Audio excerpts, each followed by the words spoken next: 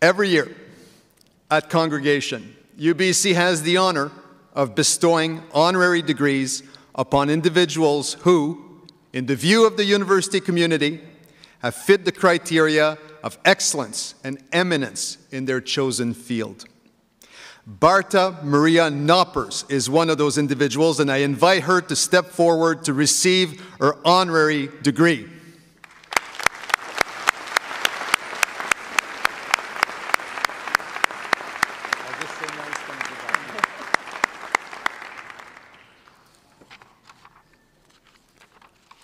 Madam Chancellor, Bartha Maria Knoppers is internationally recognized for her scholarly contributions to legal and ethical issues related to human genetics and genomics, as well as the development of public policies in these areas.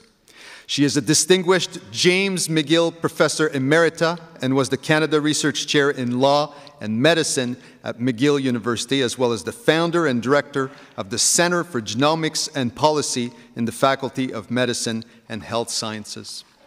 Her innovative approach to ethics governance and renowned vision for international harmonization of biobanking policies empowered her to establish the foundation of the Canadian non-profit Public Population Project in Genomics and Society, P3G, in 2006, as well as Cartagene, Quebec's national biobank, in 2007.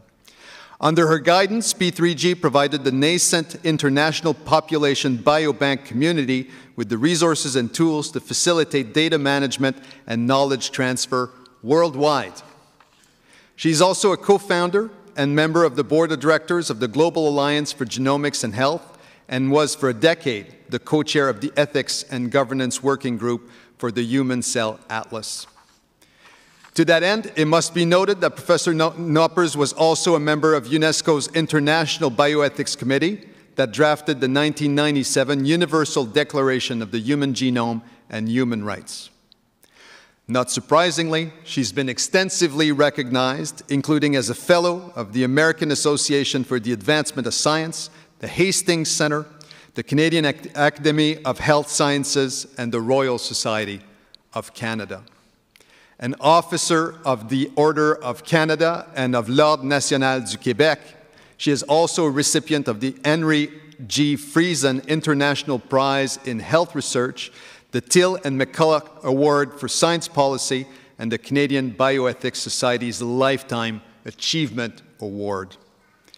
Madam Chancellor, in recognition of her extraordinary leadership and contributions to some of the most important legal and ethical issues of our time, I ask you to confer the degree Doctor of Laws, honoris causa, upon Professor Bartha Maria Knoppers.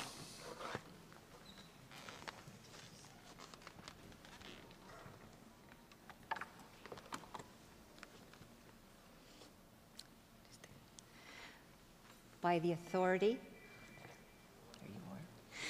authority of the Senate of the University, I confer upon you, Bartha Maria Knoppers, the title and degree of Doctor of Laws, honoris causa. Congratulations. Thank you.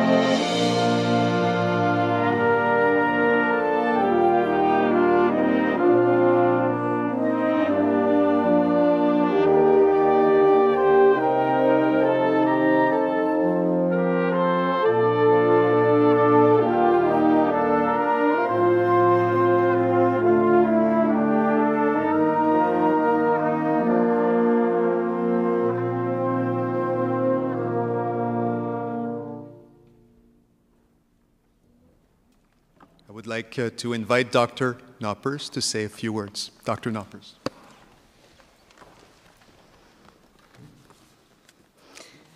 Madam Chancellor, Mr. President, fellow faculty colleagues, honored guests, graduates, family, and friends.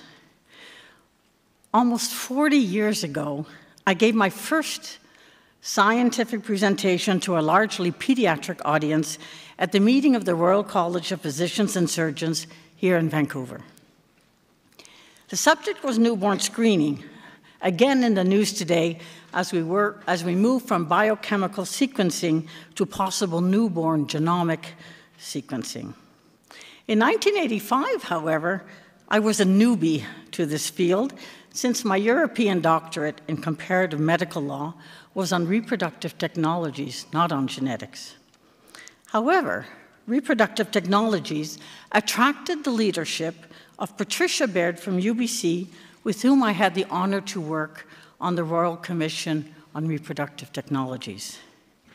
Again, irrespective of my non-genetic training, I was warmly welcomed by Canada's medical geneticists, amongst them another BC leader in the field, Judith Hall. Today, together with these colleagues, we continue to have a dynamic research relationship, but also practical and pragmatic and principled to emerging technologies.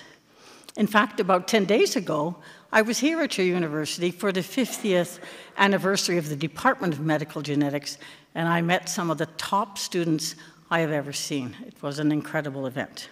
So I'm honored to be here with you on your turf. I noted the graduates today have various different backgrounds, and I must say that before attending law school, I spent 7 years acquiring degrees in French and English literature.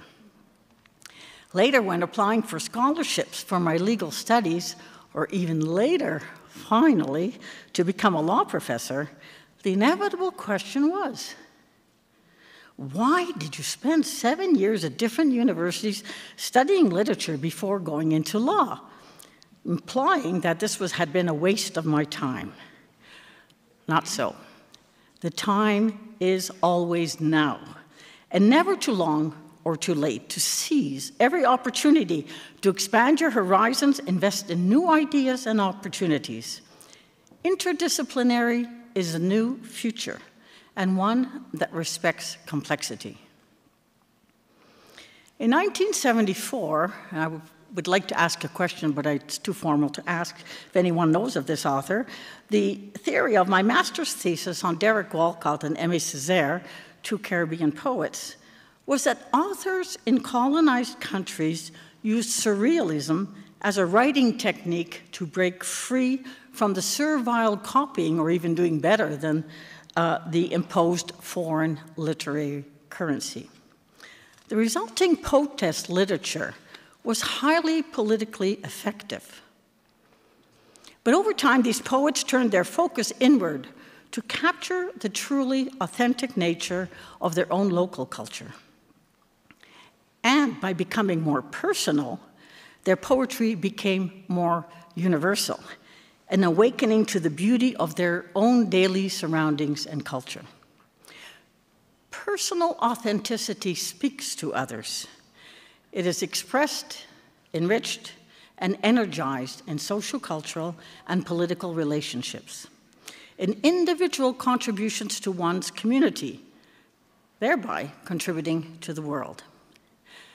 The energy to contribute and to appreciate the present while continuing to learn requires curiosity and what I would call, and I think this word exists, bewonderment.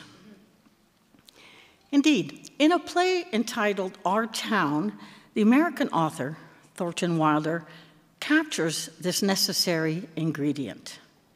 In a small town where history repeats itself, the same daily, monthly, yearly, and lifetime patterns, the playwright bemoans the gradual loss of the ability to really see, to smell afresh, to appreciate small events. In the absence of such bewonderment, we miss the beauty of ordinary days, the beauty of ideas. We do not see or listen, or even slow down to do so, to inquire and to rethink. One exchange in this play was about considering traveling outside of our town. And the quote goes as follows: "Oh, I'm so sorry I mentioned it. Only it seems to me that once in your life before you die, you ought to see a country where they don't talk in English and don't even want to." End of quote. So bewilderment feeds appreciation of the daily, but also goes beyond. For me, it became the leitmotif of the quest to map the human genome in the 1990s, of which I was fortunate to have been a part. We ventured into the world of scientific and policy unknowns. The mapping quest continued with the 1000 Genomes Map, the H3 Africa Map, the Pan-Canadian Genome Library, and a month ago with the announcement of the Genome of Europe map. Reference genome mapping is open to all and is for all. The urgent need for prospective and principled frameworks and international interoperability in understanding human genomic diversity is in front of us to see. Awesome and challenging, the future of precision medicine and of pharmacogenomics depends on understanding and appreciating difference. That is, equivalence in difference throughout humanity. Creating diversity maps, understanding such maps, and using them for accessible, equitable medicine is part of your future. You have successfully finished your degree and deserve our congratulations, and this all the more so, since COVID and isolationism were probably part of your university experience. Perhaps having emerged from the time of cocooning and crisis, you have a renewed appreciation for bewilderment. You can use its energy to see the daily afresh, to contribute to the community and to the world. Keep learning, as we heard from your president. Stay curious, seek knowledge. Do not worry, student loans and mortgages will always be part of ordinary life of our town. Dwell on the extraordinary beauty of life's small events, as well as its opportunities for learning, for world mapping. Capture the pulse of possibility, to borrow the words of Jodi Picoult in her book, Small Great Things. Indeed, my own lifelong motto comes from Eleanor Roosevelt, one of the drafters of the 1948 Universal Declaration of Human Rights. The future, she said, the future belongs to those who believe in the beauty of their dreams. An ecosystem approach to your daily mapping and to your future's mapping continues today. However, not all is found in books, trips, or artificial intelligence. I think I learned more about human nature while working as a waitress during my studies than from academia and from having a family. This attention to realpolitik, to the kaleidoscope of possible expression of human intelligence, has served to inspire and ground my contribution to international policy on emerging biotechnologies over time. More importantly, while building ecosystem futures, your futures, we must remain ever mindful of the lessons of the past, especially as we welcome new immigrants, refugees, and asylum seekers. On September 21st, 2024, edition of the Globe and Mail, the late and must-miss Murray Sinclair, who I had the privilege to work with, the former Chief Commissioner of the Truth and Reconciliation Commission and Canadian Senator, wrote that education is the key to reconciliation with Indigenous nations. To quote Murray Sinclair, "This is not a time for the timid, it is a time for the daring." I invite you to join in this challenge. I invite you to move forward and write a new book of knowledge for the future. Let us dare to live greatly together, end of quote, and to which I would add, in bewilderment. Courage et bonne chance.